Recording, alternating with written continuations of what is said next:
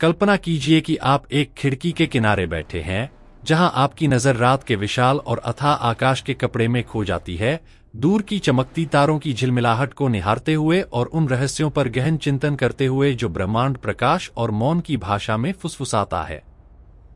उस मौन अंधेरे में मनुष्य एक साधारण पर्यवेक्षक से अधिक हो जाता है। वह अनंत की कगार पर एक स्थिर यात्री बन जाता है, जो उसके चारों ओर की अपारता और स्वयं की लघुता से टकराता है। आज की कथा ठीक इसी अस्तित्वगत एकाकीपन और विस्मय की भावना से प्रारंभ होती है, एक ऐसी धारणा जो एक असाधारण व्यक्ति अल्बर्ट आइंस्टीन द्वारा हमेशा के लिए पुनर्परिभाषित हो गई, एक ऐसा प्रतिभाशाली दिमाग जिसने न केवल वैज्ञानिक दुनिया की कठोर दीवारों को हिला दिया, बल्कि हमारे स्थान की धारणा को, समय के लचीले प्रवाह को और प्रकाश की गुरुत्वाकर्षण नृत्य को मौलिक रूप से क्रांतिकारी बना दिया। जब आइंस्टीन का नाम लिया जाता है तो सापेक्षता का सिद्धांत तुरंत दिमाग में आता है, वह आकर्षक अवधारणा जिसमें समय मुड़ता है और अंतरिक्ष एक ब्रह्मांडीय कपड़े की तरह फैलता है। फिर भी भाग्य की एक विडंबना से इस भव्य विचार ने उन्हें प्रत्यक्ष रूप से वह नोबेल पुरस्कार नहीं दिलाया जिसकी अपेक्षा थी, और इसके बजाय 1922 का समारोह इतिहास के सबसे जटिल और शर्मनाक क्षणों में से एक के रूप में दर्ज हो गया, जिसमें वैज्ञानिक बहसें, राजनीतिक संघर्ष और व्यक्तिगत विद्वेष आपस में उलझे हुए थे, जो सत्य की खोज में मानवीय जुनून की एक नाटकीय महाकाव्य रचना करते थे। दृश्य की कल्पना कीजिए 1921 के अंत में स्वीडिश नोबेल समिति की बैठक कक्ष में, जहां भारी लकड़ी के दरवाजों के पीछे पॉलिश की गई दीवारें लैंपों की गर्म सुनहरी रोशनी को प्रतिबिंबित करती थीं, लेकिन आंतरिक वातावरण एक आने वाली आंधी से पहले के दबावपूर्ण मौन को जगाता था। जहां दुनिया के प्रमुख भौतिक विज्ञानी एक गर्मागर्म बहस में डूबे हुए थे और मेज पर मुट्ठियां दूर के गर्जन की तरह बज रही थीं। विषय एकमात्र और निर्णायक था, क्योंकि यह बहस की जा रही थी कि क्या नोबेल पुरस्कार आइंस्टीन को दिया जाना चाहिए, और जबकि समर्थक उत्साही विश्वास के साथ तर्क दे रहे थे कि उन्हें अनदेखा करना नोबेल को विश्वव्यापी उपहास का विषय बना देगा। क्योंकि सापेक्षता ने ब्रह्मांड की हमारी दृष्टि को एक कठोर मंच से एक लचीले कपड़े में बदल दिया था। विरोधी गुस्से से लाल चेहरों के साथ चिल्ला रहे थे कि ऐसी सिद्धांत मात्र एक काल्पनिक परिकल्पना है, एक अनिश्चित दर्शन जो ऐसी प्रतिष्ठित सम्मान के योग्य नहीं। बहस इतनी लंबी और उग्र थी कि इतिहास में एक दुर्लभ घटना घटी। उस वर्ष भौतिकी का नोबेल पुरस्कार खाली छोड़ दिया गया और वैज्ञानिक समुदाय पर पछतावे और विभाजन की एक गहरी छाया उतर आई, जो आइंस्टीन और उनके विचारों द्वारा छेड़ी गई तूफान की हिंसा का प्रतीक थी। एक ऐसी आंधी जिसने सदियों से अटल माने जाने वाले आधारों को हिला दिया। प्रतिरोध इतना भयंकर था क्योंकि क्रांति अत्यधिक कट्टरपंथी थी। कई वृद्ध वैज्ञानिकों के दिल तोड़ते हुए, जिन्हें अपनी जीवन भर की न्यूटोनियन मान्यताओं को त्यागना पड़ा, क्योंकि आइंस्टीन से पहले आइजैक न्यूटन का ब्रह्मांड पूर्ण और निश्चित था। एक सटीक घड़ी जहां समय एक अपरिवर्तनीय नदी था और अंतरिक्ष एक स्थिर मंच। लेकिन आइंस्टीन ने एक कवि की कल्पना को उड़ान देते हुए प्रकट किया कि समय और अंतरिक्ष अलग अलग इकाइयां नहीं हैं, बल्कि एक ही कपड़े में विलीन हो जाते हैं, जिसे स्पेसटाइम कहा जाता है, जो द्रव्यमान और ऊर्जा की उपस्थिति में मुड़ता, बदलता और आकार लेता है। इस प्रकार यदि कोई प्रकाश की गति के निकट गति करता है, तो उसका समय स्थिर व्यक्ति की तुलना में धीमा बहता है। जैसे उसकी जीवन की घड़ी फैल जाती है, कीमती क्षणों को लंबा कर देती है, या सूर्य जैसे विशाल खगोलीय पिंड के निकट पहुंचने पर आसपास का अंतरिक्ष सिकुड़ जाता है और समय धीमा हो जाता है। विचार जो उस युग के लोगों के लिए परी कथाओं के जादू जैसे लगते थे, लेकिन जो 1905 की विशेष सापेक्षता और 1915 की सामान्य सापेक्षता के मूल में थे। यह क्रांति शास्त्रीय यांत्रिकी के समर्थकों को एक पुराने विश्वसनीय मित्र की हानि जैसी गहरी पीड़ा पहुंचाती थी, जब तक कि 1919 में एक ऐतिहासिक क्षण में खगोलशास्त्री आर्थर एडिंगटन ने सूर्य ग्रहण का अवलोकन किया, आइंस्टीन की पुष्टि करने वाली पहली बड़ी चिंगारी प्रदान करते हुए, दिखाते हुए कि दूर की तारे की रोशनी सूर्य के निकट से गुजरते हुए सापेक्षतावादी भविष्यवाणियों के अनुरूप मुड़ती है। यह समाचार दुनिया के समाचार पत्रों में लहरों की तरह फैल गया, आइंस्टीन को एक सामान्य वैज्ञानिक से रातों रात वैश्विक सुपरस्टार में बदल दिया। हालांकि रूढ़िवादी नोबेल समिति के लिए एक अवलोकन अपर्याप्त था और एडिंगटन के डेटा की पूर्णता पर फुसफुसाहटें चल रही थीं। जो समय से आगे के विचारों के गहरे भय को प्रतिबिंबित करती थीं। फिर भी 2025 तक पहुंचते हुए ये प्रमाण अकाट्य वास्तविकता बन चुके हैं। लीगो वेधशाला द्वारा गुरुत्वाकर्षण तरंगों की खोज से लेकर हाल की ब्लैक होल विलयों के अवलोकनों तक, जहां इन विशाल टकरावों से निकलने वाली कंपनों की ध्वनि तक स्टीफन हॉकिंग की भविष्यवाणियों की गूंज है। 2025 में लीगो व गोकाग्रा सहयोग ने चौथे अवलोकन अभियान के दौरान 250 से अधिक नए संकेतों का पता लगाया, जिसमें अब तक की सबसे विशाल ब्लैक होल विलय शामिल है, जो लगभग 225 सौर द्रव्यमानों वाले अंतिम ब्लैक होल का निर्माण करती है, और दूसरी पीढ़ी के ब्लैक होलों की खोज, जो एक ऐसे अभियान में समापन करती है जिसने पुष्टि की कि ब्रह्मांड स्पेसटाइम का एक तूफानी सागर है, जिसमें पल्सर टाइमिंग सरणियों द्वारा पता लगाया गया गुरुत्वाकर्षण तरंगों का स्टोकेस्टिक पृष्ठभूमि,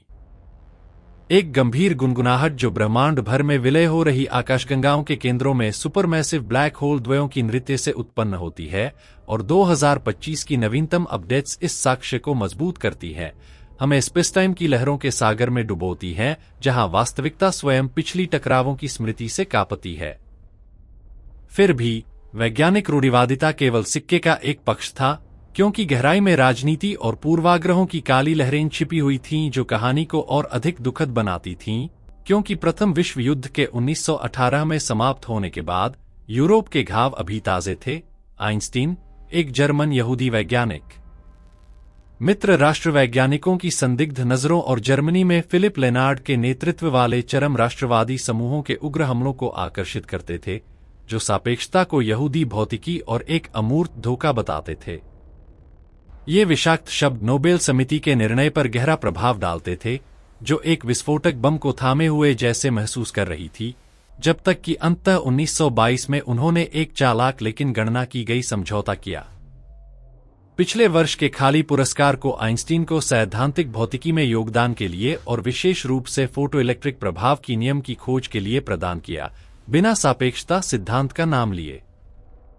समिति के अध्यक्ष स्वांते अरेनियस ने एक व्यक्तिगत पत्र में एक विनम्र अस्वीकरण नोट जोड़ा, एक राजनयिक तरीके से प्रशंसा करते हुए दूरी बनाए रखते हुए। हालांकि फोटोइलेक्ट्रिक प्रभाव, जिसमें आइंस्टीन ने प्रकाश को फोटोन नामक ऊर्जा के पैकेटों के रूप में समझाया, क्वांटम यांत्रिकी का मार्ग प्रशस्त करता था,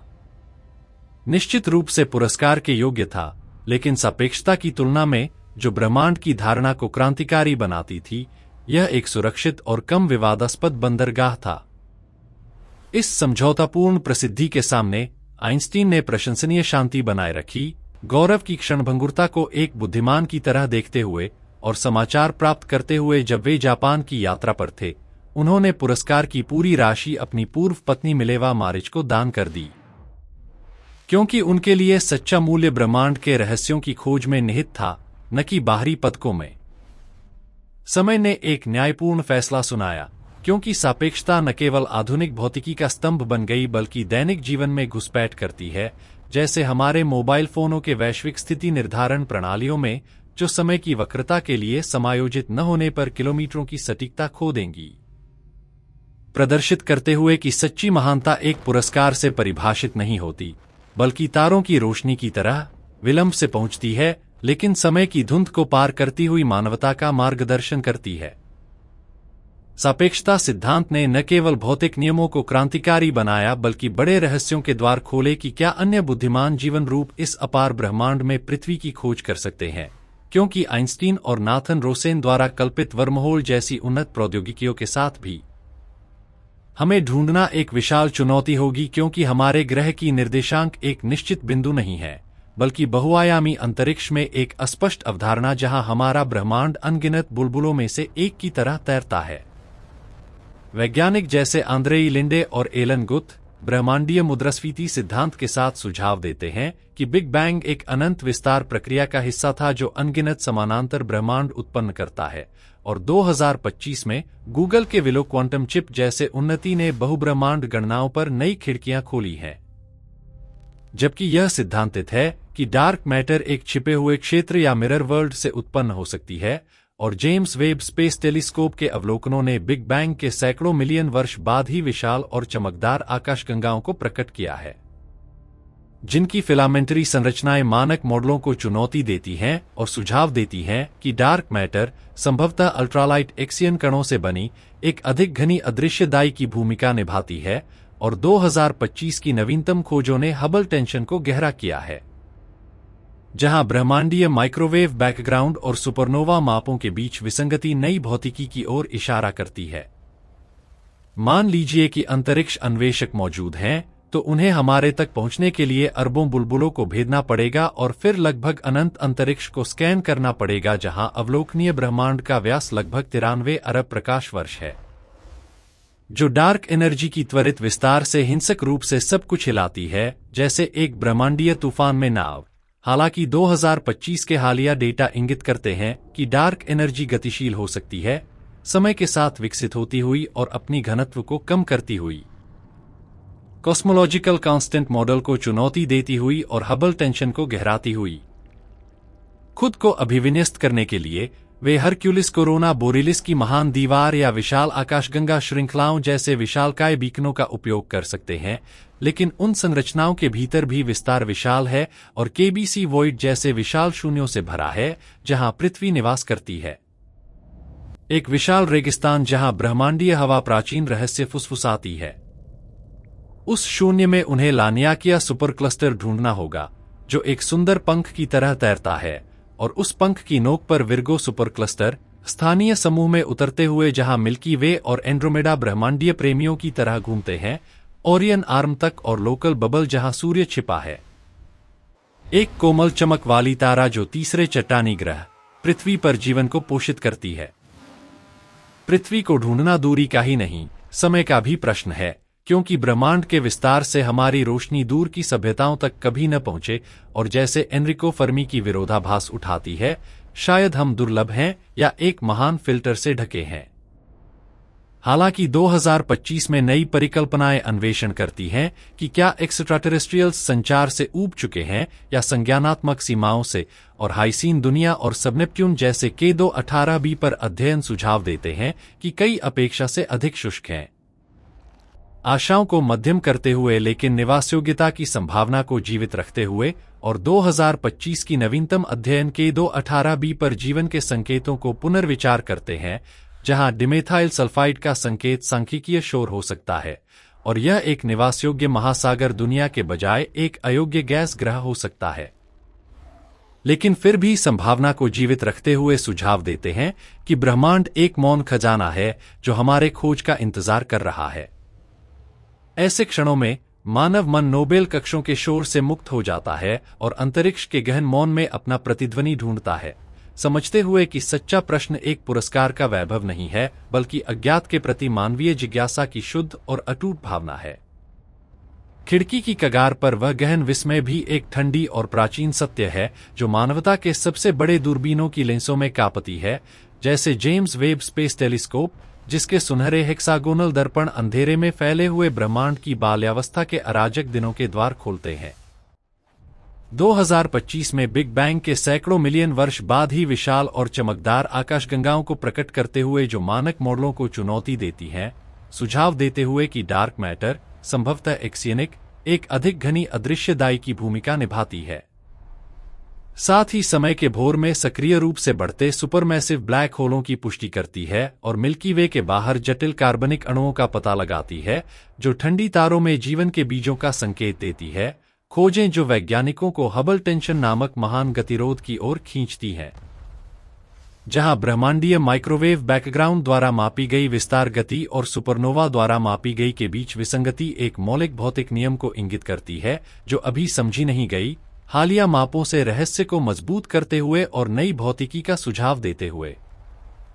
इस अनिश्चितता के बीच नई पीढ़ी के अन्वेषक जैसे यूक्लिड स्पेस टेलीस्कोप अंधेरे में गोता लगाते हैं ताकि गुरुत्वाकर्षण लेंसिंग के माध्यम से डार्क मैटर के अदृश्य कंकाल को दृश्यमान बनाएं, जबकि एक्सोप्लैनेट्स पर जीवन की खोज उनकी वायुमंडलों से गुजरती रोशनी का विश्लेषण करके मीथेन या डिमेथाइल सल्फाइड जैसे तत्वों के निशान ढूंढती है। हाइसीन दुनिया हाइड्रोजन से समृद्ध वायुमंडलों और गहन महासागरों के साथ बैंगनी आकाशों के नीचे उम्मीदवार के रूप में उभरती है। हालांकि 2025 में सबनेप्ट्यून्स पर जांच सुझाव देती है कि कई अपेक्षा से अधिक शुष्क हैं, आशाओं को मध्यम करते हुए लेकिन निवासयोग्यता की संभावना को जीवित रखते हुए। यह खोज एकाकीपन के ओंटोलॉजिकल भय की अभिव्यक्ति है, जहां क्वांटम यांत्रिकी का विचित्र दुनिया और ऑब्जर्वर प्रभाव प्रवेश करता है, सुझाव देते हुए कि शायद ब्रह्मांड इस रूप में मौजूद है क्योंकि एक चेतना इसे देखती है, मनुष्य को धूल के कण से ब्रह्मांडीय अस्तित्व के केंद्र तक ऊंचा उठाते हुए। जबकि कृत्रिम बुद्धिमत्ता तकनीकी संकेतों या डायसन क्षेत्रों की खोज में शोर के नदियों को छानती है जो तारों की ऊर्जा को कैद करती हैं, मानव हृदय उस सरल और शुद्ध भावना से धड़कता रहता है, न केवल कैसे बल्कि क्यों हमारी अस्तित्व का प्रश्न पूछते हुए। क्यों कार्बन के परमाणु तारों में पकाए गए एक चेतना बनाने के लिए एकजुट हुए जो प्रेम और भय महसूस करती है।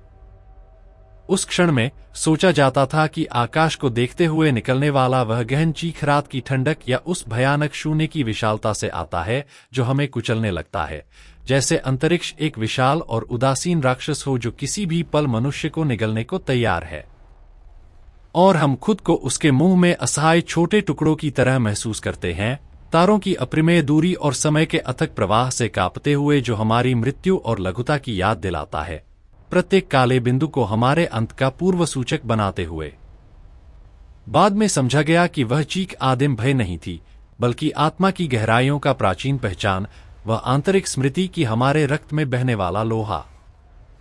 हमारे सांस में जलने वाला ऑक्सीजन और हमारे हड्डियों को बनाने वाला कैल्शियम हजारों मिलियन वर्ष पहले तारों के दिलों में गढ़े गए थे जो एक अंतिम ब्रह्मांडीय बलिदान में फटे, और वह गहन और मौन उदासी तारकीय पालने के लिए शारीरिक रूप से शरीर में गूंजती है, क्योंकि हम अंतरिक्ष में फेंके गए अजनबी नहीं है, बल्कि तारों का धूल जो उठा, चेतना प्राप्त की और अब अपनी ही उत्पत्ति को विस्मय से देखता है, समझते हुए कि हम अंतरिक्ष में नहीं हैं, बल्कि अंतरिक्ष हम में है, और वह शून्य जो हम निहारते हैं वास्तव में हमारा मातृगर्भ है। हम उन सभी मौन अन्वेषकों को अपनी सबसे ईमानदार और गहन कृतज्ञता व्यक्त करते हैं, सिद्धांतकारों को जो अपनी जिंदगियां चौक के धूल भरे ब्लैकबोर्डों के सामने बिताईं, इंजीनियरों को जो सबसे प्राचीन रोशनी को कैद करने के लिए सुनहरे दर्पणों को पॉलिश किया, और सपने देखने वालों को जो उपहास और एकाकीपन को चुनौती देते हुए ज्ञान की मशाल जलाए रखी, ताकि आज हम आकाशगंगाओं के बीच अपनी सच्ची विरासत को झलक सकें। केवल उम्मीद है कि मानवता अपने ग्रह की छोटी और तुच्छ लड़ाइयों में घुटती हुई, मानचित्रों पर खींची गई कृत्रिम सीमाओं और महत्वाकांक्षाओं से जो रक्तरंजित धूल पैदा करती हैं, एक पल के लिए भी सिर उठाकर उस प्राचीन पुकार को सुनना न भूलें, और प्रौद्योगिकी की ठंडी रोशनी से अंधी न होकर एक दिन समझे कि तारों के बीच का महान मौन एक भयानक अलगाव नहीं है, बल्कि एक शानदार पुनर्मिलन की गीत है, जिसकी नोटें अभी अधूरी हैं और हमारे द्वारा गाई जाने की प्रतीक्षा कर रही हैं। ऐसी चीजें हैं जो सबसे संवेदनशील स्पेक्ट्रोमीटरों से नहीं मापी जा सकती, जो सबसे उन्नत सुपर कंप्यूटरों के एल्गोरिदम से मॉडल नहीं की जा सकती और न ही सबसे जटिल गणितीय समीकरणों से व्यक्त की जा सकती। वे सत्य केवल एक गर्म ग्रीष्म रात में गाल पर लुढ़कती एक अकेली आंसू की जलती गर्मी में छिपे हैं। जबकि आप ताजी घास पर लेटकर मिल्की वे की धुंधली और दूधिया नदी को निहारते हैं, और उस पवित्र क्षण में हृदय को भरने वाली अनिर्वचनीय, अकारण, अवर्णनीय और अनंत शांति में, वह पवित्र शांति हालांकि एक निष्क्रिय अवस्था नहीं है और न ही शोर की साधारण अनुपस्थिति, बल्कि एक समझ की सामंजस्यपूर्ण प्रतिध्वनि है जो व्यक्त भाषा से परे जाती है, एक कंपनशील शांति जो हमें, यदि हम उचित ध्यान दें, आकाशीय यंत्रणा के फुसफुसाहट को सुनने की अनुमति देती है, जो रात के स्पष्ट पर्दे के पीछे अथक रूप से कार्य करती है। उस चमकदार पट्टी की ओर सिर उठाकर जिसे प्राचीनों ने दूध का मार्ग या रात की रीढ़ कहा था, जो हम वास्तव में देख रहे हैं, वह हमारे अपने गैलेक्टिक घर का आंतरिक किनारा है, एक सर्पिलाकार बैरेट डिस्क जो शून्य में राजसी रूप से घूमती है, सैकड़ों अरब तारों से बनी जो हमारे सूर्य की तरह ग्रहों, क्षुद्र ग्रहों और धूमकेतुओं के जुलूस को गुरुत्वाकर्षण नृत्य में खींचती हैं, जो मानवीय समय के पैमाने को चुनौती देता है। वह सफेद धुंध वाष्प नहीं है, बल्कि अनगिनत दूर के सूर्यों की संयुक्त रोशनी है, जो इंटरस्टेलर धूल की बादलों से छनी और बिखरी हुई है। पॉलीसाइक्लिक एरोमेटिक हाइड्रोकार्बनों और सिलिकेटों के विशाल भंडार जो नर्सरी हैं, जहां इस ठीक पल में नई तारें अपनी गुरुत्व के तहत ढह रही हैं, ताकि प्रज्वलित हों और ब्रह्मांडीय जीवन चक्र को फिर से शुरू करें। यदि हम अपनी आकाशगंगा के केंद्र को अस्पष्ट करने वाली उन घनी धूल की परदों को भेद सकें सगिटेरियस नक्षत्र की दिशा में, तो हम उस तारकीय राज्य के सच्चे सम्राट से आमने सामने होंगे, एक इकाई जो दशकों तक मात्र गणितीय परिकल्पना थी और आज हम इसे सगिटेरियस ए के रूप में जानते हैं। एक सुपरमैसिव ब्लैक होल जिसका द्रव्यमान 4 मिलियन सूर्यों के बराबर है, जो बुध की कक्षा को मुश्किल से छूने वाले स्थान में संकुचित है। वहां मिल्की वे के दिल में स्पेस और टाइम एक गहन गांठ में मुड़ते हैं और इवेंट होराइजन की ओर गिरती पदार्थ प्रकाश की गति के निकट त्वरित होती है, घर्षण से गर्म होकर एक्सरे और रेडियो तरंगों का चीख निकालती है, इससे पहले कि वह अवलोकनीय ब्रह्मांड से हमेशा के लिए गायब हो जाए। फिर भी एक लालची विनाशक होने से दूर, यह गुरुत्वाकर्षण दैत्य आकाशगंगा की एकता को बनाए रखने वाली लंगर के रूप में कार्य करता है, एक अंधेरा चरवाहा जो विरोधाभासी रूप से अपने रिलेटिविस्टिक हवाओं के माध्यम से तारा निर्माण को नियंत्रित करता है, प्रदर्शित करते हुए कि ब्रह्मांड की शब्दावली में विनाश और सृजन अविभाज्य समानार्थी हैं। लेकिन हमारी आकाशगंगा एक स्थिर महासागर में अलग तैरती नहीं है, वह प्रकाश की द्वीपों के एक द्वीपसमूह में यात्री है, जिसे लोकल ग्रुप कहा जाता है। गुरुत्वाकर्षण से हमारी विशाल पड़ोसी एंड्रोमेडा आकाशगंगा से बंधी हुई है। जबकि हम रात की हवा में सांस लेते हैं, हम अनजान हैं कि दोनों आकाशगंगाएं 110 किलोमीटर प्रति सेकंड की गति से एक दूसरे की ओर दौड़ रही हैं, 4 अरब वर्षों में एक विशाल टकराव के लिए नियत, जो तारों का कैटास्ट्रोफिक संघर्ष नहीं होगा उनकी व्यक्तिगत दूरी की अपारता के कारण, बल्कि एक सुंदर और धीमी विलय जो रात के आकाश को एक नई विशाल इलिप्टिकल में बदल देगी, एक घटना जिसे खगोलशास्त्रियों ने काव्यात्मक तकनीकी में पहले से ही लैक्टोमेडा नाम दिया है। यह ब्रह्मांडीय नृत्य एक बहुत बड़ी सिम्फनी में एक छोटी नोट है, क्योंकि हमारा लोकल ग्रुप भी विर्गो क्लस्टर की ओर खींचा जा रहा है और वह बदले में एक और अधिक विशाल और रहस्यमय गुरुत्वाकर्षण असामान्यता की ओर बहता है, जिसे ग्रेट अट्रैक्टर कहा जाता है। एक अकल्पनीय द्रव्यमान की सांद्रता जो स्पेसटाइम के कपड़े को मोड़ती है और लानियाकिया सुपर क्लस्टर में लाखों आकाशगंगाओं के प्रवाह को निर्देशित करती है। हमारा सच्चा महाद्वीप ब्रह्मांड में, जिसकी सीमाएं डार्क मैटर के फिलामेंट हैं, जो वास्तविकता की बड़े पैमाने की संरचना बुनती है। इसी भव्य पैमाने पर आधुनिक कॉस्मोलॉजी अपने सबसे बड़े चुनौतियों से टकराती है और जहां बौद्धिक विनम्रता वैज्ञानिक की सबसे मूल्यवान उपकरण बन जाती है। हबल कांस्टेंट की माप में विसंगति, वह अनसुलझी तनाव ब्रह्मांड के विस्तार गति के बीच जब ब्रह्मांडीय माइक्रोवेव बैकग्राउंड के माध्यम से मापी जाती है और जब निकट की सीफाइड तारों से देखी जाती है, सुझाव देती है कि ब्रह्मांड के यंत्र में कुछ मौलिक हमें छूट रहा है। एक पहेली का टुकड़ा जो मानक मॉडल से परे नई भौतिकी की आवश्यकता कर सकता है। शायद डार्क एनर्जी, वह रहस्यमयी शक्ति जो ब्रह्मांड का लगभग 70% बनाती है और अंतरिक्ष को त्वरित रूप से फैलाती है, आइंस्टीन द्वारा सोची गई कॉस्मोलॉजिकल कांस्टेंट नहीं है, बल्कि एक गतिशील क्षेत्र जो समय के साथ बदलता है, जैसे 2025 के डेटा विकासशील मॉडलों का समर्थन करते हैं। इस बीच लीगो और वर्गो जैसे गुरुत्वाकर्षण तरंग वेधशालाएं और उनके भविष्य के अंतरिक्ष समकक्ष जैसे लीसा मानवता के लिए एक नया इंद्रिय खोलती हैं। अब हम ब्रह्मांड को केवल देखते नहीं, सुनते भी हैं।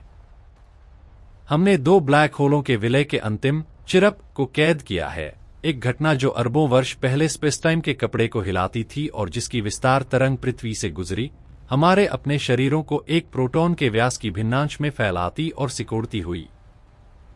ब्रह्मांडीय हिंसा की अदृश्य स्नेह जो हमें इतिहास की सबसे ऊर्जावान घटनाओं से शारीरिक रूप से जोड़ती है।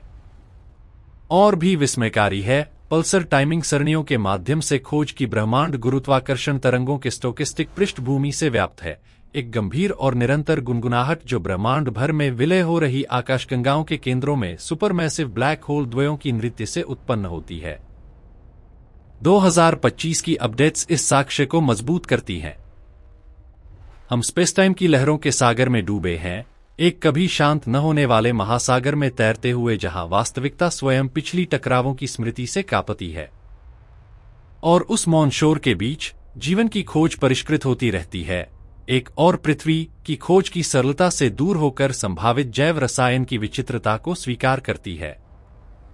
वैज्ञानिक अब अपने इलेक्ट्रॉनिक नेत्रों को बाहरी सौर मंडल की बर्फीली चंद्रमाओं की ओर निर्देशित करते हैं, जैसे यूरोपा और एन्सेलाडस, जहां किलोमीटर मोटी बर्फ की परतों के नीचे जुपिटर और शनि की ज्वारीय शक्तियों से गर्म पानी के महासागर मौजूद हैं।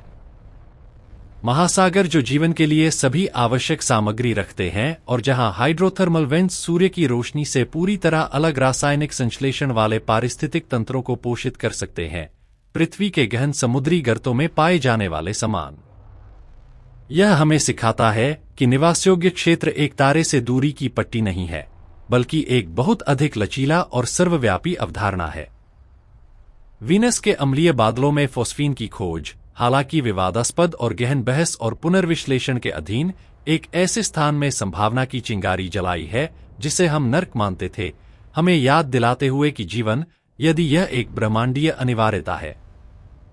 तो हमारी कार्बन और पानी आधारित कल्पना से कहीं अधिक दृढ़ और विचित्र हो सकती है।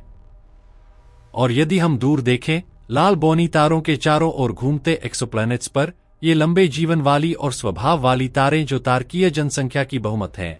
हम इस प्रश्न से टकराते हैं कि क्या जीवन निरंतर सौर ज्वालाओं के बमबारी के तहत जीवित रह सकती है या विकास सुरक्षा के मार्ग ढूंढेगी। शायद सतह के नीचे, या ऐसी जैविक मरम्मत तंत्र विकसित करके जो हमें जादू लगेंगे। कृत्रिम बुद्धिमत्ता, ग्रहीय वायुमंडलों के मॉडलों से प्रशिक्षित, अब रासायनिक असंतुलनों की खोज करती है, गैसों के संयोजन जो थर्मोडायनामिक संतुलन में सहअस्तित्व नहीं कर सकते जब तक कि कुछ जीवित उन्हें लगातार पुनः पूर्ति न करे, उस मायावी हस्ताक्षर की खोज जो हमें बताए कि हम अंधेरे में अकेले नहीं हैं। फिर भी जैविकी और भौतिकी से परे एंट्रोपी का रहस्य बना रहता है, वह समय की तीर जो निर्देशित करती है कि हर व्यवस्था अनिवार्य रूप से अव्यवस्था की ओर जाती है। हम जानते हैं कि हम स्टेलर एरा में रहते हैं, ब्रह्मांड की स्वर्णिम युग जहां तारे चमकते हैं और ऊर्जा स्वतंत्र रूप से बहती है, लेकिन हम यह भी जानते हैं कि यह युग परिमित है।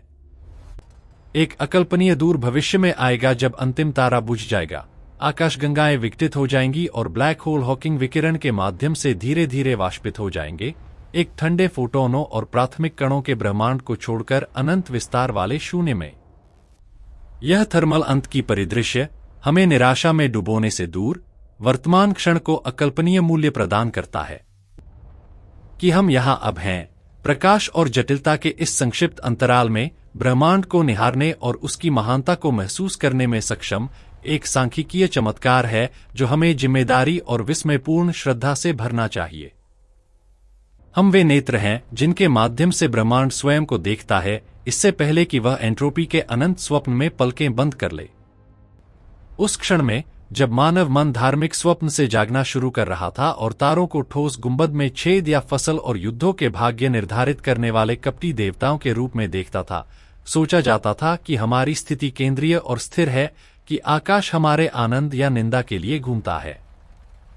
और वह चक्कर जो हमें खाई को देखते हुए महसूस होता था, वह ऊपर गिरने का भय था, एक निषिद्ध क्षेत्र में जहां नश्वरों को प्रवेश की अनुमति नहीं थी, महसूस करते हुए कि जिज्ञासा पाप है और अज्ञानता अनंत की पागलपन से एकमात्र सुरक्षित ढाल है।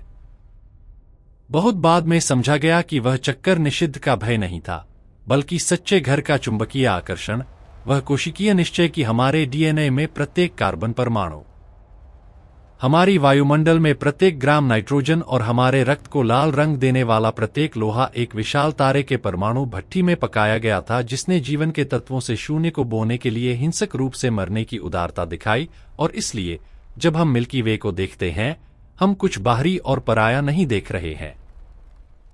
बल्कि आकाश में बिखरा अपना ही पारिवारिक एल्बम देख रहे हैं, अंततः समझते हुए कि मानव चेतना वह रूप है जिसमें ब्रह्मांड ने 13 अरब 800 मिलियन वर्षों के बाद स्वयं पर विचार किया, स्वयं से प्रेम किया और अपनी अस्तित्व पर विस्मय किया।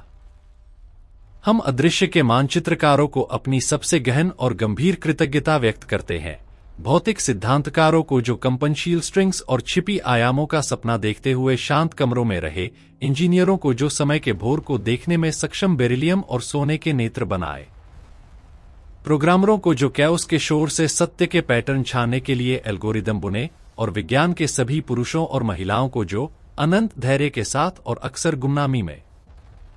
अपनी जिंदगियां वास्तविकता के स्रोत कोड को डिकोड करने में समर्पित की, ताकि आज हम रात के आकाश के नीचे खड़े हो सके, न डरते हुए अनाथों की तरह,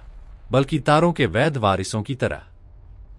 केवल उम्मीद बाकी है कि हमारी यह सभ्यता, अक्सर अपने तुच्छ संघर्षों की धुंध में खोई हुई और अपनी चमकदार स्क्रीनों की तात्कालिकता से अंधी, किसी दिन इस ब्रह्मांडीय परिप्रेक्ष्य को अपनी सामूहिक आत्मा में एकीकृत कर सके।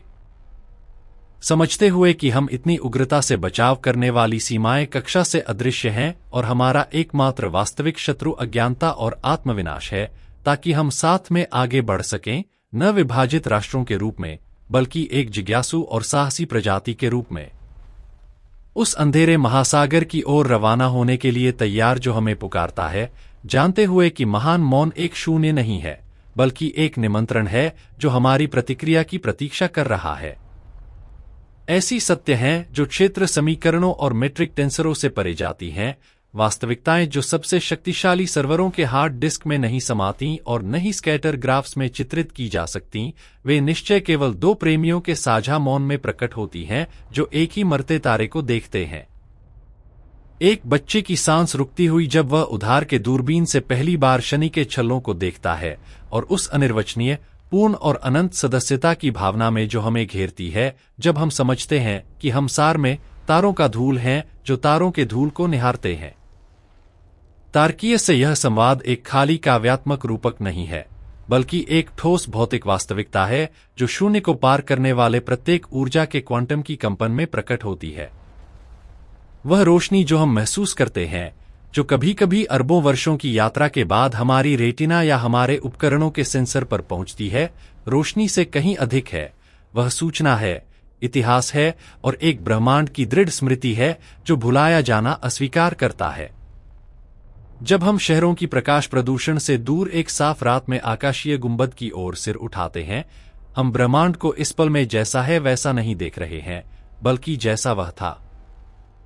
हम समय के पुरातत्वविद हैं, सरल ऊपर देखने के कार्य से ब्रह्मांडीय कालक्रम की परतों को खोदते हुए, क्योंकि प्रकाश की गति, हालांकि अपार रूप से तेज, परिमित है, और वह परिमितता ही हमें अतीत को हमारे सामने फैले हुए एक त्रिआयामी मानचित्र की तरह देखने की अनुमति देती है, हमारी अपनी उत्पत्ति का। इंटरस्टेलर स्थानों में राज करने वाला मौन भ्रामक है, क्योंकि ब्रह्मांड हिंसा और उन्मादी गतिविधि का स्थान है, जहां गुरुत्वाकर्षण और परमाणु संलयन की शक्तियां एक घातक वार्ज नृत्य करती हैं जो पदार्थ स्वयं को जन्म देती हैं। एक पल के लिए एक अंधेरी निहारिका के अंदर एक तारे के जन्म की कल्पना कीजिए। वे विशाल आणविक बादल जो आकाशगंगाओं की मातृत्व गृह के रूप में कार्य करती हैं। वहां लगभग पूर्ण ठंडक में गुरुत्वाकर्षण अपनी धैर्यपूर्ण प्रभाव डालना शुरू करती है, गैस और धूल को एक सामान्य केंद्र की ओर आकर्षित करते हुए, पदार्थ को संकुचित करते हुए जब तक दबाव और तापमान इतने चरम न हो जाएं कि हाइड्रोजन नाभिक, जो सामान्य रूप से एक दूसरे को विकर्षित करते हैं, संलयन के लिए मजबूर हो जाते हैं। उस जबरदस्ती के आलिंगन में ऊर्जा की मात्रा मुक्त करते हुए जो तारकीय भट्ठी को प्रज्वलित करती है और प्रोटोस्टार को एक नई और चुनौतीपूर्ण रोशनी से चमकाती है। यह प्रक्रिया, जो हमारी जैविक दिमाग मुश्किल से प्रसंस्कृत कर सकती समय के पैमानों पर होती है, जटिलता का मूल इंजन है। प्रारंभिक समय के सरल गैस को भारी तत्वों में बदलने वाली मौलिक कीमिया जो आज हमारे ग्रहों की चट्टानों और हमारे हड्डियों के कैल्शियम को बनाती है। फिर भी इन घटनाओं को समझने की हमारी क्षमता कुछ भी नहीं से नहीं उभरी। यह तकनीकी और अवधारणात्मक विकास का परिणाम है जो हमें हमारे जैविक सीमाओं से परे हमारे इंद्रियों को विस्तारित करने की अनुमति देता है।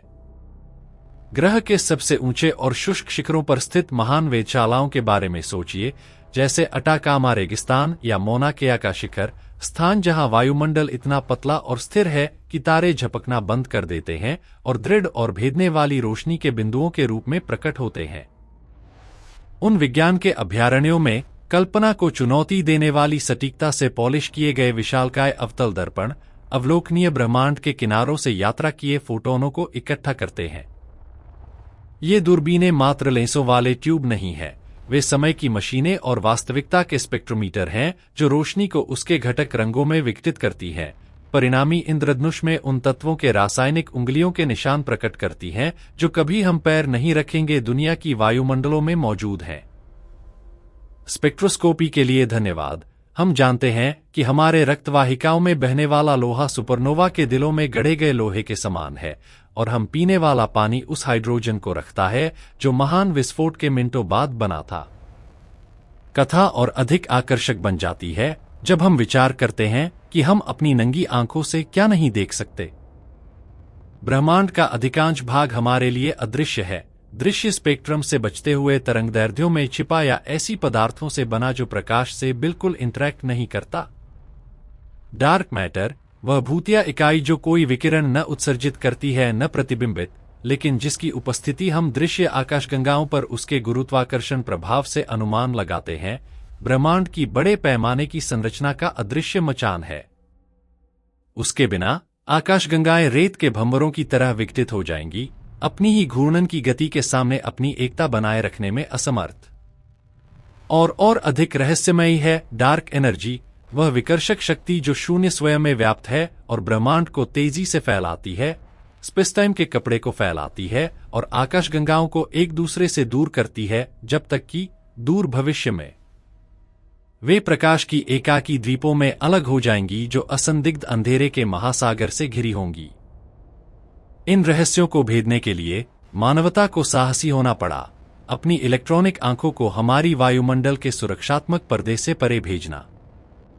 James Webb space telescope engineering का चमत्कार जो अपने सुनहरे हेक्सागोनल दर्पणों और टेनिस कोर्ट आकार के सनशील्ड को पृथ्वी से 1.5 मिलियन किलोमीटर दूर गहन ठंड में फैलाता है, हमें उन धूल के बादलों से देखने की अनुमति देता है जो पहले तारा निर्माण के रहस्यों को छिपाते थे।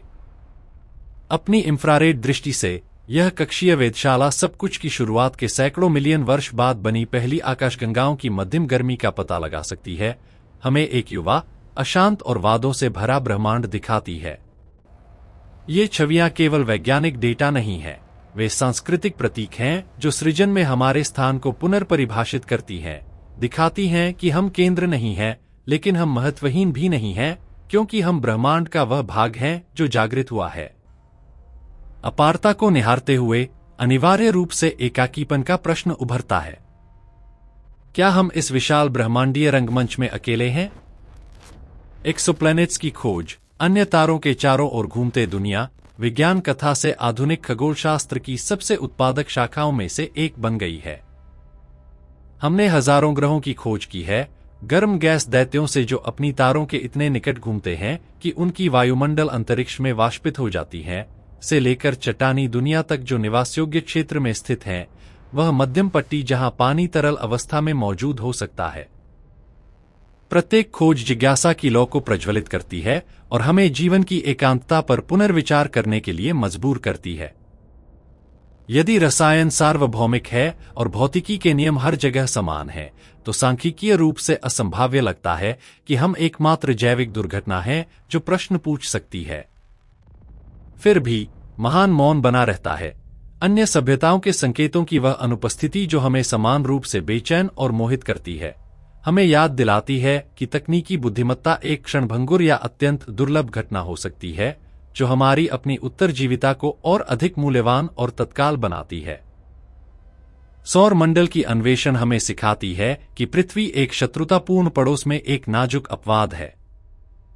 हमने मंगल की उजाड़ और ऑक्सीडाइज्ड मैदानों को देखा है, जहां सौर हवाओं ने ग्रह की वायुमंडल और पानी को छीन लिया है, इसे एक ग्रहीय शव के रूप में छोड़कर जो हमें चरम जलवायु परिवर्तन के खतरों की चेतावनी देता है। हमने वीनस के अम्लीय बादलों को देखा है, एक अनियंत्रित ग्रीनहाउस प्रभाव का नर्क जहां सतह पर सीसा पिघल जाएगा। हमने शनि की चंद्रमा एन्सेलाडस से फूटते बर्फ के गीजरों से उड़ान भरी है, जो गर्म भूमिगत महासागरों की सुझाव देते हैं, जहां जीवन अनंत अंधेरे में हाइड्रोथर्मल चिमनियों से चिपक सकती है।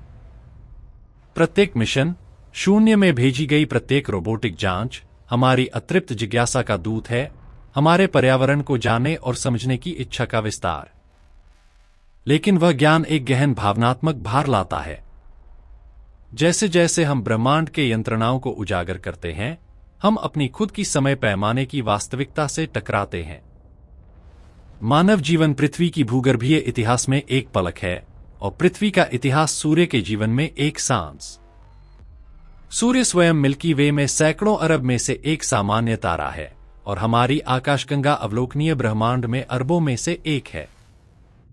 पैमानों की यह पदानुक्रम हमें अपनी ही लघुता के भार से कुचल सकती थी, लेकिन विरोधाभासी रूप से विपरीत करती है, मानवीय अनुभव की गरिमा को ऊंचा उठाती है। क्योंकि जहां तक हम जानते हैं, हम इस कहानी के एकमात्र कथावाचक हैं। हमारे बिना या हमारे जैसे प्राणियों के बिना ब्रह्मांड मौजूद होगा, लेकिन ज्ञात नहीं होगा। वह भव्य मंच होगा बिना दर्शक के, भौतिकी और गणित की उत्कृष्ट कृति बिना किसी के जो उसकी सुंदरता की सराहना कर सके। चेतना तब विकास का आकस्मिक उपोत्पाद नहीं है, बल्कि संगठित पदार्थ की उच्चतम कार्य है। वह यंत्र है जिसके माध्यम से ब्रह्मांड अचेतन की अंधेरे से मुक्त होता है। हर बार जब एक बच्चा पूछता है कि आकाश नीला क्यों है, हर बार जब एक वैज्ञानिक एक धूमकेतु की प्रक्षेपवक्र की गणना करता है, हर बार जब एक कवि चंद्रमा पर लिखता है, ब्रह्मांड अपना आत्मज्ञान का भाग्य पूरा कर रहा है। और यह कार्य खतरे से मुक्त नहीं है। हमारी सभ्यता एक महत्वपूर्ण मोड़ पर है, जहां पर्यावरण को संशोधित करने की हमारी तकनीकी क्षमता हमारी प्रबंधन की बुद्धिमत्ता से अधिक हो गई है। हमारे पास अपना घर नष्ट करने या बहुग्रहीय प्रजाति बनने की शक्ति है, जीवन के संरक्षक जो बायोस्फीयर को उसके पालने से परे फैलाते हैं। चुनाव तारों में नहीं लिखा है, बल्कि हमारी अपनी सामूहिक निर्णयों में। क्वांटम भौतिकी ने हमें सिखाया है कि पर्यवेक्षक निष्क्रिय नहीं है, कि मापने का कार्य मापी गई वास्तविकता को प्रभावित करता है। एक व्यापक और दार्शनिक अर्थ में ब्रह्मांड की हमारी अवलोकन उसे अर्थ प्रदान करती है। गुरुत्वाकर्षण या इलेक्ट्रोमैग्नेटिज्म को वर्णित करने वाली समीकरणें सुंदर और सटीक हैं, लेकिन ठंडी हैं जब तक कि वे जीवित वास्तविकता में अवतार न लें। एक निहारिका की सुंदरता आयनित गैसों में नहीं निवास करती, बल्कि दिमाग में जो उसे सुंदर मानता है। एक ब्लैक होल के सामने विस्मय सिंगुलैरिटी में नहीं है, बल्कि मानवीय कल्पना में जो अदृश्य को कल्पित करने का प्रयास करती है। हम भौतिक नियम और सौंदर्य अनुभव के बीच पुल हैं, ठंडे दिए गए और गर्म भावना के बीच। और इस प्रकार हम तारों के धूल की छवि पर लौटते हैं। न केवल हम तारकीय सामग्री से बने हैं, हम वह माध्यम हैं जिसके द्वारा तारे अपनी ही चमक पर चिंतन कर सकते हैं। यह अंतरंग संबंध हमें हमारे बीच उठाई गई कृत्रिम बाधाओं को घोलना चाहिए।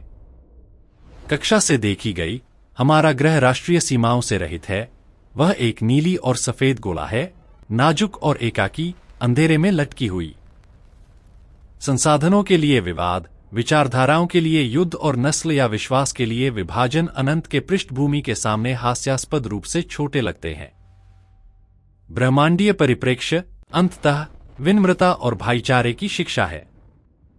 यह हमें पहचानने के लिए मजबूर करती है कि हम सभी एक ही अंतरिक्ष यान के यात्री हैं, उदासीन शून्य से यात्रा करते हुए, और अंधेरे से हमारी एकमात्र सुरक्षा ज्ञान की रोशनी और हमारी आपसी करुणा की गर्मी है। उस समय में जब मानवता आकाश में चमकते बिंदुओं के बीच काल्पनिक रेखाएं खींचना शुरू कर रही थी, विश्वास करते हुए कि वे हीरो और राक्षस एम्बर में जमे हुए हैं, हम एक अपरिचित एकाकीपन के भार के नीचे रहते थे, सोचते हुए कि दुनिया क्षितिज पर समाप्त होती है और तूफान दैवीय दंड है। अनजान की हमारी त्वचा को छूने वाली प्रत्येक रोशनी की किरण प्राचीन दूत है जो हमारी उत्पत्ति के रहस्यों से भरी है, और हम छाती में एक शून्य महसूस करते थे जिसे हम मिथकों से भरते थे, क्योंकि सत्य हमारे आदिम हृदयों में समाने के लिए बहुत विशाल था।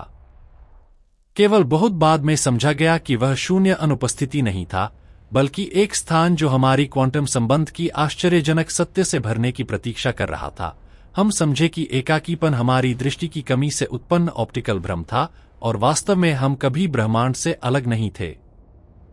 क्योंकि हम उसकी अपनी ऊर्जा की क्षणिक उतार चढ़ाव हैं, परमाणुओं की एक संक्षिप्त और अद्भुत संगठन जो महसूस करने, रोने और खोजने का विशेषाधिकार प्राप्त करती है, अंततः समझते हुए कि विज्ञान दुनिया को जादू से वंचित नहीं करता, बल्कि एक गहन, वास्तविक और भयानक जादू से पुनः जादू करता है। असंभाव्य संभावना का जादू जो हमें यहाँ, अब, इस अनंत के ठीक पल में सांस लेने और सोचने की अनुमति देता है। हम अनंत और अपनी सबसे ईमानदार श्रद्धा समर्पित करते हैं उन खगोल शास्त्रियों को जो दुनिया सोते हुए एकाकी दूरबीनों की निगरानी में ठंडी रातें बिताईं, गणितज्ञों को जो संख्याओं में ईश्वर की भाषा ढूंढी, इंजीनियरों को जो हवा रहित शून्य के समुद्रों में नौकायन करने वाली नावें डिजाइन की, और सभी अनाम शोधकर्ताओं को जो अटूट जिज्ञासा और मौन समर्पण के साथ ज्ञान की मशालें एक एक करके जलाईं ताकि हमें अज्ञानता की गुफा से बाहर निकाल सकें, हमें देखने की अनुमति देते हुए कि हम पृथ्वी के कैदी नहीं हैं, बल्कि आकाश के नागरिक हैं।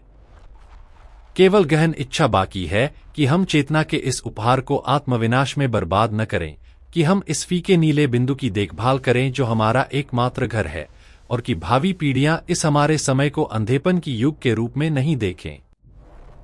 बल्कि उस पल के रूप में जब मानवता ने अंततः अपनी आंखें खोलीं और जीवन के संरक्षकों और अज्ञात के अन्वेषकों के रूप में अपनी जिम्मेदारी स्वीकार की, साहस के साथ तारों की ओर बढ़ते हुए उन्हें जीतने के लिए नहीं, बल्कि जानने के लिए और ऐसा करके खुद को जानने के लिए। ऐसी चीजें हैं जो हम कभी शब्दों में नहीं डाल सकेंगे, रहस्य जो हमेशा हमारे सर्वोत्तम उपकरणों की पहुंच से ठीक बाहर रहेंगे, लेकिन वह अथक खोज में, वह आकांक्षा जो हमें क्षितिज से परे देखने के लिए प्रेरित करती है, जहां मानव आत्मा की सच्ची महानता निवास करती है, वह अजेय चिंगारी जो अंतरिक्ष की अपारता और समय की उदासीनता के बावजूद हर धड़कन, हर खोज और हर रात के आकाश की ओर नजर के साथ घोषित करती है, हम यहाँ हैं, हम इसका भाग हैं, और जब तक एक भी तारा चमकेगा हम विस्मय करना नहीं छोड़ेंगे। रात हम पर केवल थिएटर के पर्दे की तरह नहीं उतरती जो एक कृत्य के अंत को चिह्नित करता है, बल्कि वह जमीन से उगती है, पेड़ों की छायाओं और गहन घाटियों से फूटती हुई जब तक आकाश पर दावा नहीं कर लेती, हमारी अस्तित्व की उस दूसरी आधी को प्रकट करती हुई जो सूर्य की तानाशाही दिन की घंटों में हमें छिपाती है। अनंत गुंबद की ओर सिर उठाकर ठंडे और दूर के हीरों से जड़े हुए हम पैमाने के चक्कर से बच नहीं सकते, एक शारीरिक भावना लघुता की जो विरोधाभासी रूप से हमें उधार की महानता से भर देती है। हम एक नम और घूमती चट्टान पर खड़े हैं, खाई को निहारते हुए, और खाई अपनी भूगर्भीय युगों के मौन और अपनी स्मारकीय उदासीनता के साथ हमें नजर लौटाती है। वह एक बंजर शून्य नहीं है, बल्कि समय का महासागर है, जहां रोशनी एक विलंबित दूत के रूप में कार्य करती है, हमें उन तारकीय साम्राज्यों की खबरें लाती है जो पहले ही ढह चुके हैं, और उन हिंसक जन्मों की जो हमारे दुनिया के प्रारंभिक कीचड़ से पहले के उभयचर के बाहर रेंगने से पहले घटित हुए। प्रत्येक फोटोन जो एक साफ रात में हमारी रेटिना पर टकराता है, हमारी दिमाग जो एक भाला फेंकने या अगली गुफा की दूरी की गणना के लिए विकसित हुई, सहज रूप से समझ नहीं सकती दूरियों से यात्रा करता है। वह रोशनी इंटरस्टेलर धूल के बादलों से बचती है, विशाल आकाशगंगाओं की गुरुत्व से मुड़ी जाती है और इंटरगैलेक्टिक अंतरिक्ष की पूर्ण एकाकीपन से नौकायन करती है, केवल अरबों वर्षों की अपनी यात्रा को हमारे नेत्र के तल पर समाप्त करने के लिए। एक विद्युतीय आवेग को ट्रिगर करते हुए जो हमारा मस्तिष्क एक तारे के रूप में व्याख्या करता है। यह भौतिकी और जैविकी का चमत्कार है जो अवलोकन के प्रत्येक पल में घटित होता है, अतीत के साथ एक अंतरंग संवाद का कार्य। क्योंकि आकाश को देखना सबसे शाब्दिक और कठोर अर्थ में रोशनी की पुरातत्व है, यह ब्रह्मांड को अब जैसा है वैसा नहीं देखना है, बल्कि जैसा था, सरल पलके खोलने के कार्य से ब्रह्मांडीय इतिहास की परतों को उजागर करना। ब्रह्मांड के साथ हमारे संबंध का इतिहास हमारी प्रजाति की परिपक्वता का इतिहास है। शुरुआत में हम अपनी खुद की आशाओं और आतंक को काले कैनवास पर प्रोजेक्ट करते थे। नक्षत्र अलग गहराइयों पर तारों के यादृच्छिक समूह नहीं थे, बल्कि हीरो, जानवर और देवता एक अनंत नाटक में जमे हुए। हम पैटर्न ढूंढते थे क्योंकि कैओस हमें भयभीत करता था, और उस व्यवस्था की खोज में हमने मिथक आविष्कृत किए जो हमें नियंत्रण का झूठा भाव देते थे। यदि हम तारों का नाम रख सकते हैं, हम सोचते थे, शायद हम उन्हें प्रभावित कर सकते हैं या कम से कम भाग्य के कपट को समझ सकते हैं। लेकिन ब्रह्मांड मानवीय कथा के नियमों के तहत कार्य नहीं करता, वह गुरुत्वाकर्षण, इलेक्ट्रोमैग्नेटिज्म और परमाणु शक्तियों के नियमों के तहत कार्य करता है, नियम जो हमारी प्रार्थनाओं से बहरे हैं, लेकिन अपनी गणितीय स्थिरता में किसी भी मिथक से कहीं अधिक गहन और भयानक सुंदरता रखते हैं। सच्चा परिवर्तन, आत्मा की सच्ची क्रांति तब शुरू हुई जब हमने पूछना बंद किया कि किसने वहां रोशनी रखी और पूछना शुरू किया कि वे रोशनी क्या है। वह पल था जब एक दूरबीन का पॉलिश क्रिस्टल हमें देखने की अनुमति दिया कि मिल्की वे एक देवी द्वारा बहाया दूध नहीं है, बल्कि अनगिनत सूर्यों का समूह है, प्रत्येक संभावित रूप से अपनी खुद की दुनिया का मालिक। वह क्षण था जब एक प्रिज्म ने सफेद रोशनी को सूचना के इंद्रधनुष में विभाजित किया, प्रकट करते हुए कि तारे उसी तत्वों से बने हैं जो हम अपने पैरों के नीचे की मिट्टी में पाते हैं। हमारे हड्डियों में कैल्शियम, हमारे रक्त में लोहा, हमारे डीएनए में कार्बन, सब कुछ विशाल तारों के थर्मोन्यूक्लियर भट्टियों में गढ़ा गया जो तेजी से जिए और शानदार रूप से मरे हमारे सूर्य के प्रज्वलित होने से बहुत पहले। हम केवल ब्रह्मांड में नहीं हैं, ब्रह्मांड हम में है। हम जीवन प्राप्त तारकीय धूल हैं, वह रूप जिसमें ब्रह्मांड खुद को जानता है। एकाकीपन की हमारी धारणा को बदलने वाली यह जैविक और रासायनिक समझ। अक्सर अंतरिक्ष की ठंडक, शून्य की शत्रुता की बात की जाती है, लेकिन यह दृष्टि सभी चीजों की गहन अंतरसंबंधिता को अनदेखा करती है। गुरुत्वाकर्षण, वह रहस्यमयी शक्ति जो हमें जमीन से चिपकाए रखती है, वही है जो चंद्रमा को पृथ्वी की कक्षा में रखती है, पृथ्वी को सूर्य के चारों ओर और सूर्य को हमारी आकाशगंगा के केंद्र में सुपरमैसिव ब्लैक होल के चारों ओर घुमाती है। यह एक निर्बाध नृत्य है, एक अदृश्य कोरियोग्राफी जो एक सेब की गिरावट से लेकर आकाशगंगाओं के टकराव तक फैली है। कुछ भी वास्तव में अलग नहीं है। हमारे शरीर का प्रत्येक परमाणु उस शक्तियों का जवाब देता है जो पूरे को व्याप्त करती हैं। पर्यवेक्षक और पर्यवेक्षित के बीच अलगाव दैनिक उत्तरजीविता के लिए आवश्यक भ्रम है, लेकिन वास्तविकता के सबसे मौलिक स्तर पर झूठा। फिर भी ज्ञान एक भार लाता है। अपनी वास्तविक स्थिति को समझते हुए हम अपनी स्थिति की चरम नाजुकता से टकराते हैं। हमारा ग्रह शनि की दूरी से देखा गया एक फीका नीला बिंदु से अधिक नहीं है, धूल का एक कण सूर्य की किरण में लटका हुआ। सब कुछ जो हमने प्यार किया, हर युद्ध जो हमने लड़ा, हर कला का कार्य जो बनाया, हर साम्राज्य जो उठा और गिरा, उस छोटे गोले पर घटित हुआ। वायुमंडल जो हमें घातक विकिरण और घुटन वाले शून्य से बचाता है, पृथ्वी के व्यास की तुलना में इतनी पतली है जितनी एक सेब की छिलका फल के लिए। यह एक नाजुक संतुलन है, जटिल जैवभू रासायनिक चक्रों द्वारा बनाए रखा गया, जो हम केवल समझना शुरू कर रहे हैं और जिन्हें हम लापरवाही से असंतुलित करने की क्षमता रखते हैं। एक निहारिका की सुंदरता उसके गैस और धूल के स्तंभों के साथ जहां नई तारें जन्म लेती हैं, एक अनुस्मारक है कि सृजन और विनाश ब्रह्मांडीय सिक्के के दो पक्ष हैं। कि हम मौजूद हो सकें, तारों की पीढ़ियां मरनी पड़ी, अपनी समृद्ध आंतों को अंतरिक्ष में बिखेरते हुए। जीवन एक उभरती घटना है, कैओस से उभरती जटिलता, ऊर्जा के ग्रेडियंट्स से पोषित। और उस विशाल बिना आंखों वाली शक्तियों के रंगमंच के बीच चेतना उभरी। हम जागृत पदार्थ हैं। हम वे नेत्र हैं जिनके माध्यम से ब्रह्मांड अपनी ही राजसीता को निहारता है। वह दुर्लभता, वह सांख्यिकीय असंभाव्यता की अचेतन पदार्थ संगठित होकर प्रेम, जिज्ञासा और विस्मय महसूस करे, हमें एक जिम्मेदारी प्रदान करती है जो कोई अन्य ज्ञात इकाई नहीं रखती। हम ब्रह्मांड के मालिक नहीं हैं, हम उसके चेतन संरक्षक हैं, ज्ञान की मशाल के वाहक, एक अंधेरे में जो हजारों मिलियन प्रकाश वर्ष फैला है।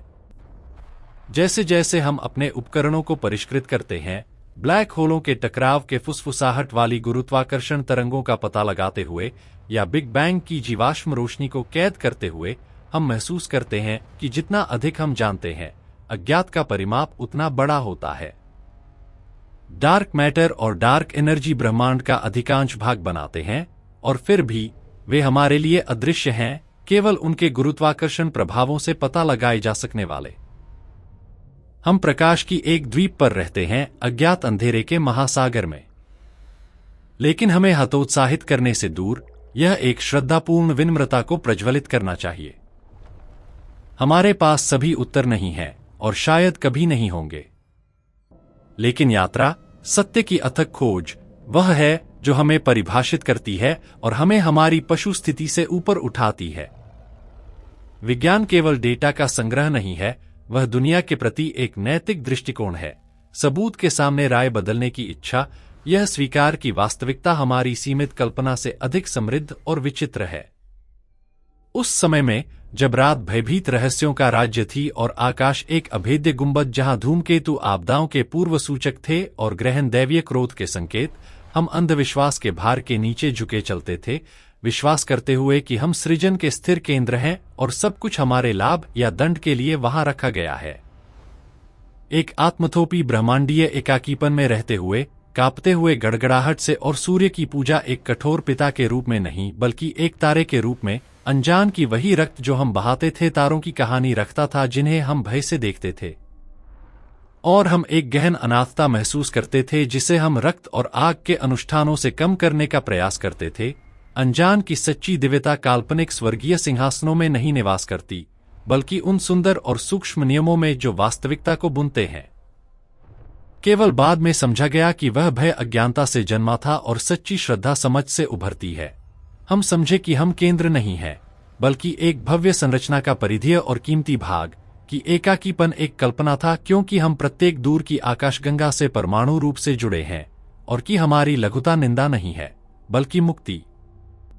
क्योंकि यह हमें खुद से अनंत रूप से बड़े कुछ से संबंधित होने की अनुमति देती है, अंततः समझते हुए कि विज्ञान हमें जादू से वंचित नहीं करता, बल्कि सच्चे जादू को प्रकट करता है। परमाणु संलयन का जादू जो हमें गर्म करता है, विकास का जादू जो हमें आकार देता है, और दिमाग का जादू जो पूरे ब्रह्मांड को अपनी धूसर पदार्थ की सिलवटों में समाहित कर सकता है।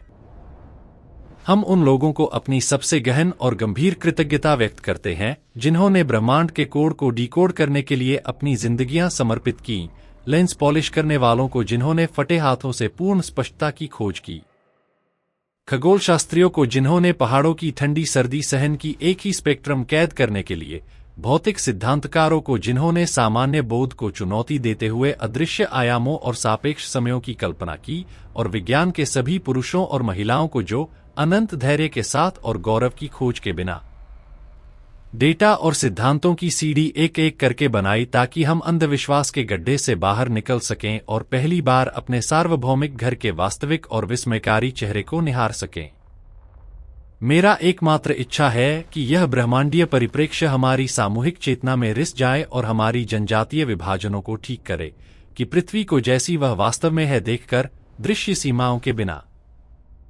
हम अपने पड़ोसी और पर्यावरण को उस नाजुकता के साथ व्यवहार करना सीखें जो एक शत्रुतापूर्ण रेगिस्तान में जीवन के ओएसिस को शोभित है, और कि हम जो विरासत छोड़े वह विनाश की नहीं हो, बल्कि बुद्धिमत्ता की, ताकि हमारे बच्चों के बच्चे आकाश को भय से नहीं देखें,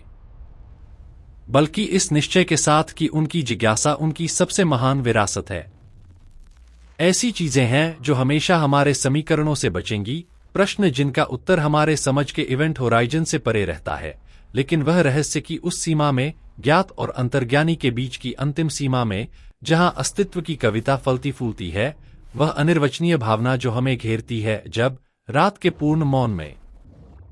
हम महसूस करते हैं कि हम केवल ब्रह्मांड को नहीं देख रहे हैं, बल्कि हम ब्रह्मांड हैं जो खुद को देख रहा है, विस्मय और पहचान के अनंत कार्य में।